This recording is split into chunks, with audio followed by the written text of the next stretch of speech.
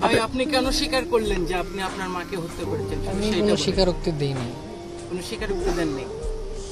সাংবাদিকদের সামনে তো র্যাব এই কথা স্পষ্ট বলেছে যে আপনি স্বীকারোক্তি দিয়েছেন।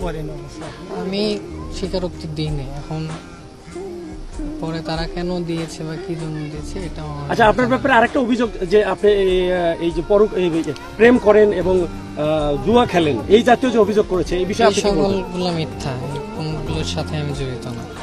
আল্লাহ পাকের শুকরিয়া যে আমাকে নির্দোষভাবে প্রমাণ করা হয়েছে এবং আমি যে নির্দোষ সেটা সবার কাছে উন্মোচিত হয়েছে। আর যারা প্রকৃত হত্যাকারী ছিল ওনাদের সর্বোচ্চ শাস্তি হোক, এটা আমার এখন চাওয়া। এছাড়া অন্য এরকম বিষয়ে আমার কোনো আর চাওয়া পাওয়া নেই। তারপরে যে জুলুমটা হয়েছে এখন হয়েছে ওই রকমভাবে আমি কিছু বলতে পারতেছি না। ওই বিষয়ে আমার অভিভাবকদের কাছে আপনারা নিয়ে নেবেন। আমি ওই বিষয়ে কিছু বলতে চাচ্ছি না।